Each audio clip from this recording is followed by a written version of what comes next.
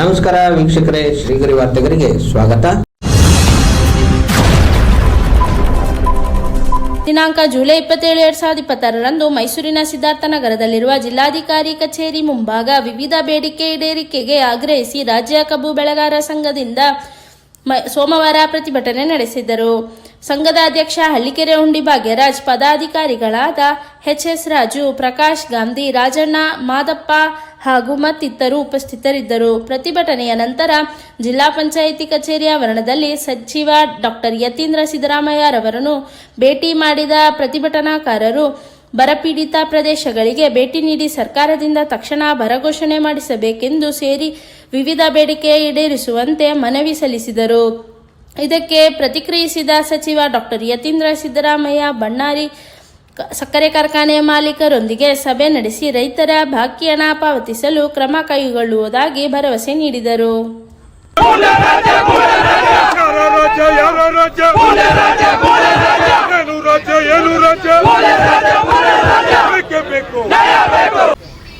ಬರ ಘೋಷಣೆ ಆಗಬೇಕು ಅಂತೇಳಿ ಒತ್ತಾಯ ಮಾಡಿದ್ರು ಕೂಡ ಸರ್ಕಾರ ಸಮರ್ಪಕವಾಗಿ ಮಾಡ್ತಾ ಇಲ್ಲ. ಸರ್ಕಾರ ಸಮರ್ಪಕವಾಗಿ ಮಾಡದ ಕಾರಣಕ್ಕೋಸ್ಕರವಾಗಿ ನಾವು ಇವತ್ತು ನಮ್ಮ ಬೆಳೆ ನಷ್ಟ ಪರಿಹಾರ ಕೊಡಬೇಕು, ಕೆರೆಗಳಿಗೆ ನೀರು ಬಿಡಬೇಕು, ಅರಣ್ಯ ಇಲಾಖೆನಲ್ಲೂ ಕೂಡ ಪ್ರಾಣಿಗಳು ತಿಂದಿರ್ತಕ್ಕಂಥವು ಪರಿಹಾರ ಕೊಡ್ತಕ್ಕಂಥದ್ದು ಆಗ್ತಾ ಇಲ್ಲ. ಚೆಸ್ಕಾಂ ಇಲಾಖೆಯಲ್ಲಿ ಇನ್ಫ್ರಾಸ್ಟ್ರಕ್ಚರ್ ಕಲ್ಪನೆ ಮಾಡ್ತಕ್ಕಂಥದಕ್ಕೆ ಬೆಳೆ ಹಣವೇ ಇಲ್ಲ ಅಂತ ಹೇಳ್ತಾರೆ. ಅಂದರೆ ರೈತರ ಬರಪೀಡಿತ ಪ್ರದೇಶ ಘೋಷಣೆ ಮಾಡಲಿಕ್ಕೆ ಸರ್ಕಾರ ಇಂದು ಮುಂದೆ ನೋಡ್ತಾ ಇದೆ. ಮಂತ್ರಿ ಎಂಎಲ್ಎಗಳು ಸರಿಯಾದ ಕ್ರಮ ತಗೋತಾ ಇಲ್ಲ. ಸರ್ಕಾರ ಸ್ಪಷ್ಟ ನಿಲುವು ವ್ಯಕ್ತಪಡಿಸ್ತಾ ಇಲ್ಲ. ಕೇಂದ್ರ ಸರ್ಕಾರ ರಾಜ್ಯಕ್ಕೆ ಒಂದು ನಿಯೋಗವನ್ನು ಕಳಿಸಬೇಕು. ಆ ಮುಖಾಂತರ ರೈತರಿಗೆ ಬೆಳೆ ನಷ್ಟ, ಸಂಪೂರ್ಣ ಸಾಲ ಮನ್ನಾ, ಬಣ್ಣಾರಿ ಸಕ್ಕರೆ ಕಾರ್ಖಾನೆಯ 8 ಕೋಟಿ ರೂಪಾಯಿ ಕೊಡಬೇಕು. ಕಾರ್ಖಾನೆಯ ಬೂಟ್ ನೆಕ್ತಾ ಇದ್ದಾರೆ ಮಂತ್ರಿ ಎಂಎಲ್ಎಗಳು ಅಂತೇಳಿ ನಾವು ಆರೋಪ ಮಾಡ್ತಾ ಇದ್ದೇವೆ. ನಿಜವಾಗಲೂ ಮಂತ್ರಿ ಎಂಎಲ್ಎಗಳು ನೀವು ಆ ಸಕ್ಕರೆ ಕಾರ್ಖಾನೆಯ ಎಂಜಲ್ ತಿಂದಿಲ್ಲ ಅಂದ್ರೆ ರೈತರಿಗೆ ಹಣ ಕೊಡಿಸಿ, ಇಲ್ಲ ಅಂದ್ರೆ ಎಂಜಲ್ ತಿಂದಿದ್ರೆ ಕಾರ್ಖಾನೆಯ ಬೂಟ್ ನೆಕ್ತಿದ್ರೆ ಅವ್ರು ಗುಲಾಮರಾಗಿರಿ ಅಂತೇಳಿ ಒತ್ತಾಯ ಮಾಡ್ತೇವೆ. ಮುಂದಿನ ದಿನಗಳಲ್ಲಿ ಇದಕ್ಕೆ ಸ್ಪಂದನೆ ಮಾಡಲಿಲ್ಲ ಅಂತ ಹೇಳಿದ್ರೆ ಕಪ್ಪು ಮಸಿಯನ್ನು ಸರ್ಕಾರಕ್ಕೆ ಬಳಿಬೇಕಾಗ್ತದೆ ಅಂತೇಳಿ ಈ ಮೂಲಕ ಎಚ್ಚರಿಕೆ ಕೊಡ್ತೇನೆ. ಯತೀಂದ್ರ ಸಿದ್ದರಾಮಯ್ಯನವರು ಅವರ ಸ್ವಕ್ಷೇತ್ರದಲ್ಲಿ ಕೆರೆ ಕಟ್ಟೆಗಳಿಗೆ ನೀರು ಬಿಡ್ತಾ ಇಲ್ಲ. ಉದಾಹರಣೆಗೆ ವರ್ಣ ಕ್ಷೇತ್ರದ ಕಾರ್ಯ ಗ್ರಾಮ ಪಂಚಾಯಿತಿ ಕಾರ್ಯದಲ್ಲಿ ಸೇಂದಿವನ ಅಲ್ಲಿಗೆ ನೀರು ಬಿಟ್ಟಿಲ್ಲ. ಇನ್ನೆಲ್ಲೂ ನೀರು ಬಿಡಿಸ್ತಾರೆ ಅವರು. ಇಲ್ಲಿ ದಸರಾ ಮಾಡಕ್ ಇರ್ತಕ್ಕಂಥದ್ದು ಅವರು. ರೈತರಿಗೆ ಕಷ್ಟ ಬಂದಿದೆ, ರೈತರ ಸಮಸ್ಯೆ ಬಗೆಹರಿಸಿ ಅಂತ ಕೇಳಕ್ ಬಂದಿವಿ. ತಕ್ಷಣ ಸರ್ಕಾರ ಸ್ಪಂದನೆ ಮಾಡಲಿಲ್ಲ ಅಂದ್ರೆ ಹೋರಾಟ ತೀವ್ರ ಆಯ್ತದೆ. ಕಪ್ಪು ಮಸಿ, ಕಪ್ಪು ಬಾರ್ಕೋಲ್ ಮುಖಾಂತರ ಎಚ್ಚರಿಕೆ ಕೊಡ್ತೇವೆ. ಎಲ್ಲ ಸಾಮಾನ್ಯ ಕ್ಷೇತ್ರದ ಎಂಎಲ್ಎಗಳ ಕ್ಷೇತ್ರಕ್ಕೆಲ್ಲ ಕೆರೆಗೆ ನೀರು ಬಿಟ್ಟಿದ್ದಾರೆ. ವರ್ಣ ಕಾನ್ಸ್ಟಿಟ್ಯೂನ್ಸಿಯಲ್ಲಿ ನೀರಿಲ್ಲ. ಈ ಹೋರಾಟನ ಬಹಳ ಇನ್ನೂ ಧೀರವಾಗಿ ನಾವು ಖಂಡಿಸ್ತೇವೆ. 8 ವರ್ಷದಿಂದ ನಾವು ನ್ಯಾಯ ಬೇಕು. ನಮ್ಗೆ ಕೆರೆಗೆ ನೀರು ಬಿಡ್ಲಿಲ್ಲ ಅಂದ್ರೆ ಅವ್ರನ್ನ ಕ್ಷೇತ್ರದಲ್ಲಿ ಓಡಾಡಕ್ ಬಿಡಲ್ಲ. ಅವ್ರಿಗೆ ಗೆರವು ಮಾಡ್ತೀವಿ ನಾವು. ದಯಮಾಡಿ ನೀವು ನಿಮ್ಮ 3 ವಿಡಿಯೋ ಮುಖಾಂತರ ನಾವು ಅವ್ರಿಗೆ ಎಚ್ಚರಿಕೆ ಕೊಡ್ತಾ ಇದೀವಿ. ನಮ್ ಕೆರೆ ಗಡ್ಡೆಗಳಿಗೆ ನೀರು ಬಿಟ್ಟಿಲ್ಲ, ನಮ್ಗೆಲ್ಲ ಕುಡಿಯಕ್ ನೀರಿಲ್ಲ, ಜಾನುವಾರುಗಳಿಗೆ ನೀರಿಲ್ಲ. ಸಾರ್ವಜನಿಕ ಹಿತದೃಷ್ಟಿಯಿಂದ ಡಿಸಿ ಕಚೇರಿ ಒಳಗಡೆ ಹೋಗೋ ಜಿಲ್ಲಾಧಿಕಾರಿಗಳ ಜೊತೆ ಇರ್ತಾರೆ, ಯಾರು ಇರ್ತಾರಲ್ಲಿ ಮಾತಾಡಿ ಯತೀಂದ್ರ ಸಿದ್ದರಾಮಯ್ಯನ ಕರಸ ಅಂತ ಮಾಡ್ತಾರೋ, ಅವ್ರ ಜೊತೆ ಮೀಟಿಂಗ್ ಮಾಡ್ತಾರೋ, ಚರ್ಚೆ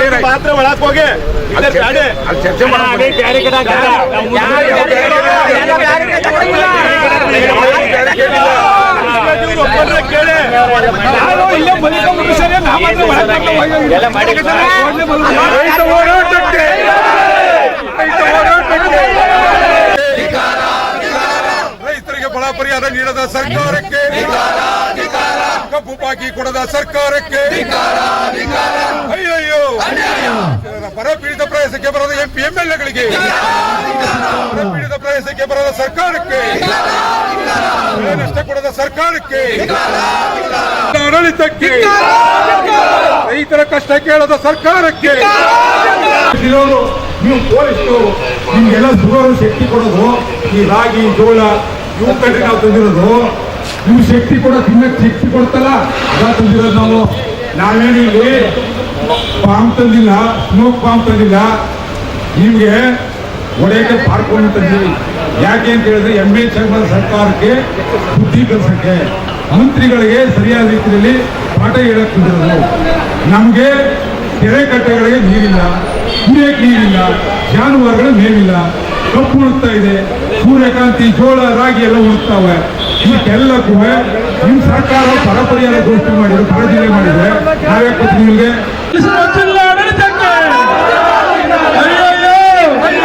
ಅಯ್ಯಯ್ಯೋ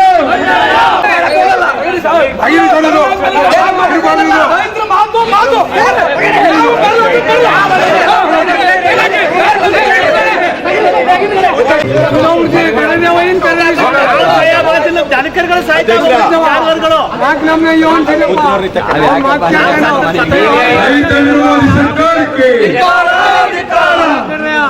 ನಾವು ನಿಮ್ಮಂತೇವ್ರಿಯಾ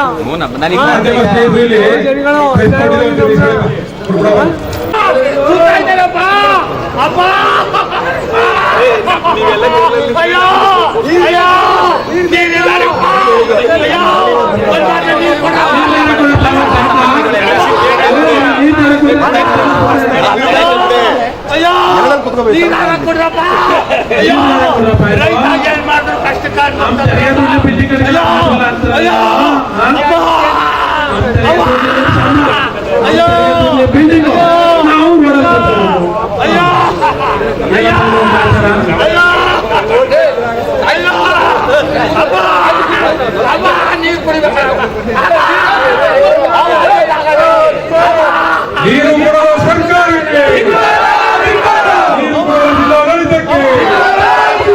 ಬೇಕೇ ಬೇಕು.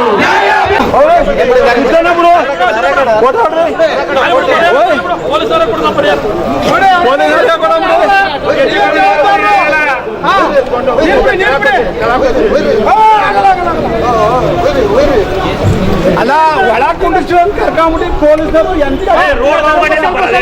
ರೋಡ್ ಇರ್ಬೇಕು ಭಾರಿ ಘಾಟಿಗಳು ಇವರು ಸಿಕ್ಕಾಕಬಿಟ್ಟು ಕಾರಲ್ಲಿ ಕುಡಿಯಾಕ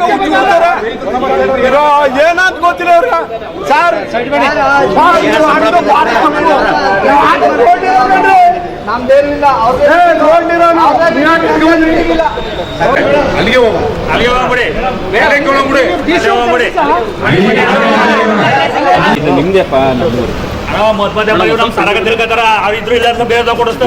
ಇಲ್ಲಿ ಕ್ರಮ ತಗೊಂಡು ಬರ ಪರಿಹಾರ ಘೋಷಣೆ ಮಾಡಬೇಕು, ಕೆರೆ ಕಟ್ಟೆಗಳ ನೀರು ಬಿಡಬೇಕು.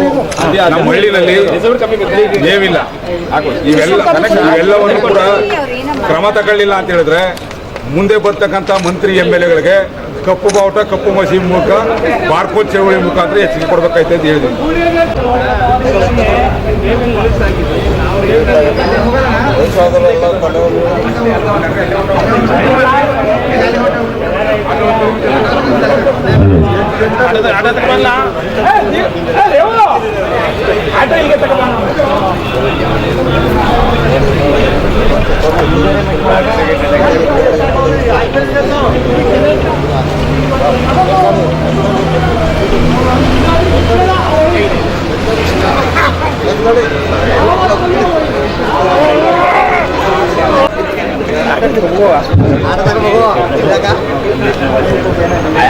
ಅಧ್ಯಕ್ಷರ ಅಲ್ಲಿ ಕುಂತಾಗ ಎಲ್ಲ ಸಿಗ್ತಾರ.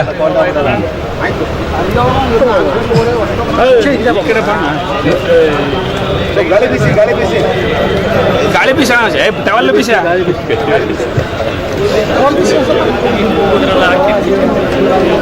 ಕರ್ಕಳೆ ಪಾಲಿಗೆ ಆಟೋ ಆಟೋ ದೀಪು ಒಂದು ಜಲ್ದಿ ಬಂದು ಜಲ್ದಿ ಪೊಲೀಸ್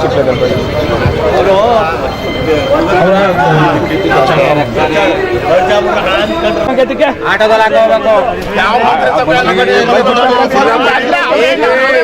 ಜಿಲ್ಲಾ ಪಂಚಾಯತ್ ಮಂತ್ರಿ ಅವರ ತೋರ್ಸೋಣ್ರಿ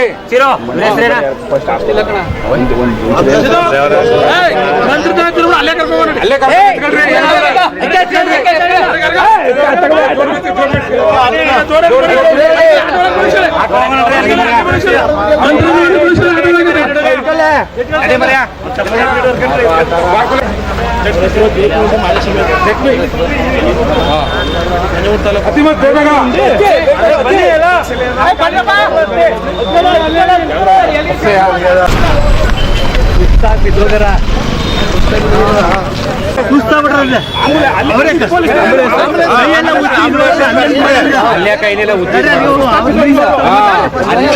ಅಲ್ಲೇ ಪೊಲೀಸರ ಕೈಯಿಂದೆಲ್ಲ ಉಜ್ಜಿತ್ತು. ನೀರು ಕುಡಿರಪ್ಪ.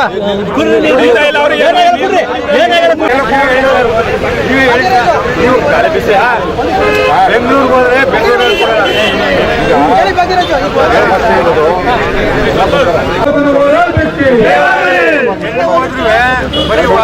ಎಳ್ಳೋದು ಒಡೆಯೋದು ಕಳಿಸೋದು ಇದೆ.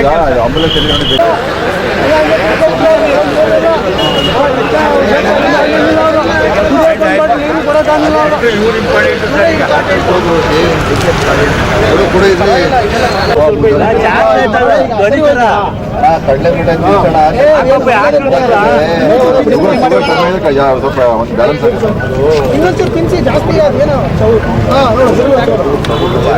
ಈ ದಿನ ಜಿಲ್ಲೆ ಮತ್ತು ರಾಜ್ಯವನ್ನ ಬರಪೀಡಿತ ಜಿಲ್ಲೆಗಳಿಗೆ ಘೋಷಣೆ ಆಗಬೇಕು, ರೈತರ ಸಮಸ್ಯೆ ಬಗೆಹರಿಸಬೇಕು ಅಂತೇಳಿ ಒತ್ತಾಯ ಮಾಡಿ ಜಿಲ್ಲಾಧಿಕಾರಿಗಳ ಕಚೇರಿ ಮುಂದೆ ಪ್ರತಿಭಟನೆ ಮಾಡ್ತಿರುವಾಗ ಅಂಚೆ ಗ್ರಾಮದ ನಮ್ಮ ರೈತರು ಅಲ್ಲಿರ್ತಕ್ಕಂಥ ದೇವರಾಜ್ ಅಂತಕ್ಕಂಥವ್ರು ಸಾಕಷ್ಟು ಸುಸ್ತಾಗಿ ಕುಡಿಯೋಕ್ಕೂ ನೀರು ಸಿಕ್ಕಲಿಲ್ಲ. ಅಂದರೆ ಜಿಲ್ಲಾಡಳಿತದಲ್ಲೇ ಕುಡಿಯೋಕ್ಕೆ ನೀರಿಲ್ಲ ಅಂತ ಹೇಳಿದ್ರೆ ಇನ್ನು ಸಾಮಾನ್ಯ ಜನರಿಗೆ ಗ್ರಾಮೀಣ ಭಾಗದಲ್ಲಿರ್ತಕ್ಕಂಥವ್ರು ನೀರಲ್ಲಿ ಸಿಗ್ತದೆ. ಆ ಪರಿಸ್ಥಿತಿ ನಿರ್ಮಾಣ ಆಗಿ ಇವರು ಕುಸಿಬಿದ್ದಾರೆ. ಇವ್ರಿಗೆ ಎಲ್ಲೂ ಕೂಡ ಸರಿಯಾದ ರೀತಿಯಲ್ಲಿ ಆರೋಗ್ಯಕ್ಕೆ ಬೇಕಂತ ಕ್ರಮ ಕೇಳಿದ ಕಾರಣ ಜಿಲ್ಲಾ ಮಂತ್ರಿಗಳಿಗೆ ಈ ಆರೋಗ್ಯ ಸಮಸ್ಯೆ ನಿಮ್ಮ ಭಾಗದಲ್ಲಿ ಈ ಥರ ಸಮಸ್ಯೆ ಆಗಿದೆ ಅಂತ ತೋರಿಸೋಣ ಅಂತೇಳಿ ಇಲ್ಲಿಗೆ ಕರ್ಕೊಂಬಂದಿದ್ದೀವಿ. ಈಗ ಜಿಲ್ಲಾ ಮಂತ್ರಿಗಳು ಸಂಬಂಧಪಟ್ಟಂಥ ಜಿಲ್ಲಾಧಿಕಾರಿಗಳು ಇದ್ರ ಬಗ್ಗೆ ಗಮನ ಹರಿಸಬೇಕು. ಯಾಕೆ ಅಂತಂದರೆ ಗ್ರಾಮೀಣ ಭಾಗದಲ್ಲಿ ಬರದ ಛಾಯೆ ಸಾಕಷ್ಟು ಮುಂದುವರೆದಿದೆ. ಸರ್ಕಾರ ಕೇಂದ್ರ ಸರ್ಕಾರ ಬೆಳೆದು ಕೇಂದ್ರ ರಾಜ್ಯದ ಮೇಲೆ ಹೇಳೋದು ಲೋಕಸಭಾ ಸದಸ್ಯರು ಮಣ್ಣು ತಿಂತಿದ್ರೆ ಮೊದಲು ಅವ್ರು ಅರ್ಥ ಮಾಡ್ಕೋಬೇಕು. ಯಾಕೆ ಅಂತ ಹೇಳಿದ್ರೆ ಲೋಕಸಭಾ ಸದಸ್ಯರು ಕೇಂದ್ರ ಸರ್ಕಾರದಲ್ಲೂ ಮಾತಾಡ್ತಾ ಇಲ್ಲ, ರಾಜ್ಯ ಸರ್ಕಾರನೂ ಬರನೂ ಘೋಷಣೆ ಮಾಡ್ತಾ ಇಲ್ಲ. ಅಂದರೆ ಇಬ್ಬರು ಕಳ್ಳ ಮಳ್ಳರ ಸರ್ಕಾರ ಮಾಡ್ಕೊಂಡು ರೈತರನ್ನ ಹಾಳು ಮಾಡ್ತಾ ಇದ್ದೀರಲ್ಲ, ಇದು ಉಳಿಬೇಕು. ಈ ಕಳ್ಳ ಮಳ್ಳರ ಸರ್ಕಾರದಲ್ಲಿ ರೈತರಿಗೆ ಪರಿಹಾರ ಸಿಕ್ಕಬೇಕು ಅಂತೇಳಿ ಒತ್ತಾಯ ಮಾಡೋಕ್ಕೆ ಇವತ್ತು ಬಂದಿದ್ದೇವೆ. ಸಾಂಕೇತಿಕವಾಗಿ ಮಾಡ್ತಾ ಇದ್ದೀವಿ. ಮುಂದಿನ ದಿನಗಳಲ್ಲಿ ಇದೇ ರೀತಿಯಾಗಿ ಮುಂದುವರೆದ್ರೆ ನಿಮಗೆ ಸರಿಯಾದ ಬುದ್ಧಿ ಕಲಿಸ್ತಕ್ಕಂಥ ಕೆಲಸವನ್ನ ರೈತ ಸಂಘಟನೆಗಳು ಮಾಡಬೇಕಾಗುತ್ತೆ ಅಂತೇಳಿ ಎಚ್ಚರಿಕೆ ಕೊಡ್ತಾ ಇದ್ದೀವಿ. ಇವ್ರಿಗೆ ಆರೋಗ್ಯ ಸಮಸ್ಯೆ ಆಗಿದೆ, ಸುಸ್ತಾಗಿದ್ದಾರೆ. ಚಳುವಳಿನಲ್ಲಿ ನಿರತರಾಗಿದ್ದ ಸಂದರ್ಭದಲ್ಲಿ ಕುಡಿಯೋಕ್ಕೆ ನೀರು ಸಿಕ್ಕಲಿಲ್ಲ. ಜಿಲ್ಲಾಧಿಕಾರಿ ಕಚೇರಿ ಮುಂದೆ ಸುಸ್ತಾಗಿರೋ ಕಾರಣ ಈಗ ಅವ್ರಿಗೆ ಮೆಡಿಕೇಶನ್ ಮಾಡಿ ಹಾಸ್ಪಿಟಲ್ ಕರ್ಕೊಂಡು ಹೋಗ್ಬೇಕು ಅಂತೇಳಿ ಹಾಸ್ಪಿಟಲ್ ಕಳಿಸ್ತಾ ಇದ್ದೀವಿ.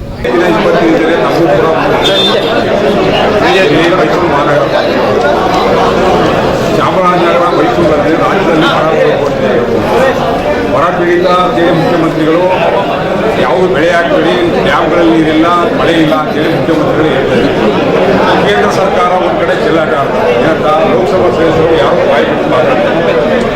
ರಾಜ್ಯ ಸರ್ಕಾರ ಸಂಪೂರ್ಣವಾದಂಥ ಸಾಲ ಮನ್ನಾ ಮಾಡಬೇಕು, ಯಾವುದು ಬರ ಇರ್ತಕ್ಕಂಥ ಪ್ರದೇಶದಲ್ಲಿ ಅಂತೇಳಿ ನಮ್ಮ ಅಭಿಪ್ರಾಯ. ಬರಪೀಡಿತ ಪ್ರದೇಶಗಳಿಗೆ ಮೈಸೂರು, ಚಾಮರಾಜನಗರದಲ್ಲಿ ತಮ್ಮನ್ನು ನೇಮಕ ಮಾಡಿಲ್ಲ. ಎಷ್ಟು ಪ್ರದೇಶಗಳಿಗೆ ತಾವು ಯಾಕಿನ್ನೂ ಭೇಟಿ ಕೊಟ್ಟಿಲ್ಲ.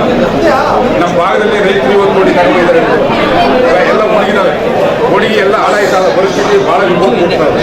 ನಿಮ್ಮನ್ನ ಸರ್ಕಾರ ಮೈಸೂರು, ಚಾಮರಾಜನಗರ 2 ಜಿಲ್ಲೆಯನ್ನು ನೇಮಕ ಮಾಡಿದ್ಮೇಲೆ ನಮ್ಮ ಚಾಮರಾಜನಗರ, ಮೈಸೂರು ಭಾಗದಲ್ಲಿ ಎಷ್ಟು ಪ್ರದೇಶಗಳಿಗೆ ನಾವು ಭೇಟಿ ಕೊಟ್ಟಿದ್ದೀವಿ, ಏನು ಸರ್ಕಾರ ಕೊರತೆ ಕೊಟ್ಟಿದ್ದೀವಿ.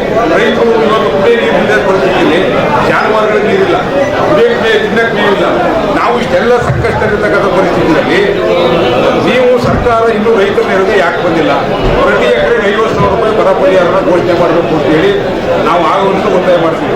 ಮೊನ್ನೆ ಚಾಮರಾಜನಗರಕ್ಕೆ ಸಂಬಂಧಪಟ್ಟಂಥ ವಿರೋಧ ಪಕ್ಷ ನಾಯಕರು ಆರೋಪ ಕೂಡ ಅವರು ಗೀರವ್ ಮಾಡಿ ಅವ್ರನ್ನೂ ಪ್ರಶ್ನೆ ಮಾಡಿದ್ವಿ, ನಿಮ್ಮನ್ನು ಪ್ರಶ್ನೆ ಮಾಡಿದ್ವಿ. ಯಾಕೆ ಕೇಳ್ತೀವಿ ಅಂತ ಹೇಳಿದ್ರೆ ನಿಮ್ಮನ್ನ ಸರ್ಕಾರ ನೇಮಕ ಮಾಡಿದೆ ಮೈಸೂರು, ಚಾಮರಾಜನಗರದಲ್ಲಿ. ನಾವು ಯಾಕೆ ಇನ್ನೂ ಯಾವ ಸ್ಥಳಕ್ಕೆ ಬಂದಿಲ್ಲ? ಎಷ್ಟು ಭೇಟಿ ಕೊಟ್ಟಿದ್ದೀವಿ ಸರ್? ಸಮಸ್ಯೆ ನಿಮ್ಗೆ ಅರಿವಾಗಿಲ್ಲ ಹೇಳಿ. ಈಗ ನೋಡಿ, ಈಗಾಗಲೇ ಬರ ನಿರ್ವಹಣೆ ಕುರಿತಾಗಿ ಅಧಿಕಾರಿಗಳಿಂದ ಸಭೆ ನಡೆಸಿದೆ. ಚಾಮರಾಜನಗರ ಜಿಲ್ಲೆ ಮತ್ತು ಮೈಸೂರು ಜಿಲ್ಲೆ ಎರಡೂ ಜಿಲ್ಲೆಗಳ ಅಧಿಕಾರಿಗಳನ್ನ ಸಭೆ ನಡೆಸಿದ್ವಿ. ಮತ್ತು ಎಲ್ಲ ಮಾಹಿತಿ ತೆಗೆದುಕೊಂಡು ಸರ್ಕಾರ ಕುಡಿಯುವ ನೀರು ನಿರ್ವಹಣೆ ಮಾಡಬೇಕು ಅಂತ ಹೇಳಿ ಪ್ರತಿ ಕ್ಷೇತ್ರಕ್ಕೂ 1 ಕೋಟಿ ಹಣ ಕೊಟ್ಟಿದೆ. ಆ 1 ಕೋಟಿ ಹಣ ಉಪಯೋಗಿಸಿಕೊಂಡು ಎಲ್ಲರೂ ಕೂಡ ಕುಡಿಯುವ ಸಮಸ್ಯೆ ಬಂದರೆ ಮೇವು ಸಂಗ್ರಹಣೆ ಅದನ್ನು ಎಷ್ಟು ತಿಂಗಳಿಗೆ ಈಗಾಗಲೇ ಅಧಿಕಾರಿಗಳು ಮಾಹಿತಿ ಕೊಟ್ಟಿದ್ದಾರೆ. ಮೇವಿಗೆ ಯಾವುದೇ ಕೊರತೆ ಇಲ್ಲ ಅಂದರೆ ಮತ್ತು ಅಷ್ಟು ಬೆಳೆಗಳಿಗಂತೂ ಈ ಸರಿ ಕಷ್ಟ ಇದು ಮಾಡಿ ಬಂದಿಲ್ಲ. ಹಾಗಾಗಿ ನೀರಾವರಿ ಇಲಾಖೆಗೆ ಈಗಾಗಲೇ ಸರ್ಕಾರದ ಬಂದಿದೆ. ಸ್ಟ್ಯಾಂಡಿಂಗ್ ಆಫ್ ನೀರು ಕೊಡೋದ್ರಿಂದ ಕುಡಿಯುವ ನೀರು ಆದ್ಯತೆ ಕೊಡಬೇಕು. ರೈತರಿಗೂ ಕೂಡ ಕೃಷಿ ಇಲಾಖೆಯಿಂದ ಕೊಡಬೇಕು ಅಂತ ಹೇಳ್ತೀವಿ. ದಯವಿಟ್ಟು ಈ ಸರಿ ನೀರನ್ನು ಹೆಚ್ಚು ಉಪಯುಕ್ತ ಬೆಳೆಗಳನ್ನ ಹಾಕಬೇಡಿ, ವಾಟರ್ ಕ್ರಾಪ್ಸ್ ಮಾತ್ರ ಹಾಕಬೇಕು ಅಂತ ಹೇಳಿದ್ರು. ಅದಲ್ಲದೆ ನಾನು ಅವಾಗವಾಗ ಭೇಟಿ ಕೊಡ್ತಾನೆ ಇರ್ತೇನೆ.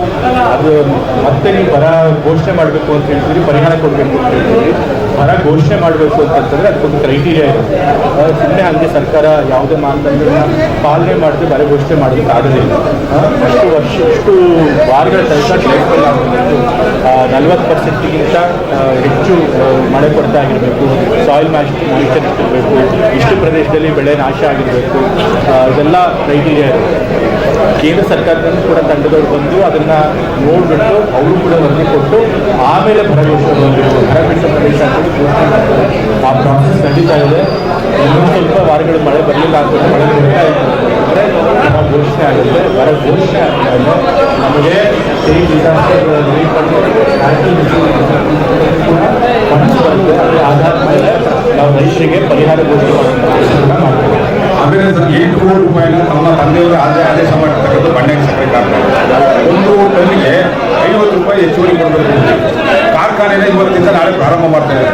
ನೀವು ಸರ್ಕಾರ ಆದೇಶ ಮಾಡಿರ್ತಕ್ಕಂಥ ನನಗೆ ಕೊಡದೇ ಮೇಲೆ ಅವನು ಕಾರ್ಖಾನೆ ಪ್ರಾರಂಭ ಮಾಡಲಿಕ್ಕೆ ಯಾಕೆ ಜಿಲ್ಲಾಡಳಿತ ಸರ್ಕಾರ ಅವಕಾಶ ಕೊಡ್ತಾ ಇದ್ದೀರಿ?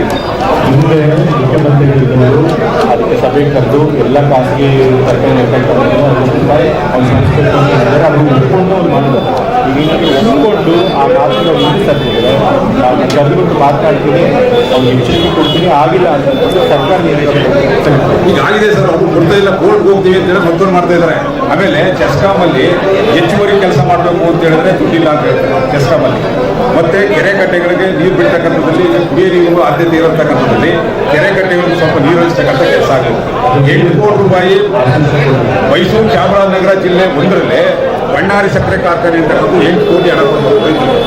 8 ಕೋಟಿ ಹಣ ಇವತ್ತು ಬರ ಪೀಡಿತ ಪ್ರದೇಶ ಸಂದರ್ಭದಲ್ಲಿ ಕೊಟ್ಟಿದ್ರೆ ಬಹಳಷ್ಟು ಅನುಕೂಲ ಆಗ್ತದೆ. ನಾವು ಅವ್ರನ್ನ ಕರೆದು ಅವ್ರಿಗೆ ಮಾತನಾಡೋದು, ನೀನು ಒಪ್ಕೊಂಡಿದ್ದೀರಿ ಅದನ್ನು ಕೊಡಿ ಅಂತೇಳಿ.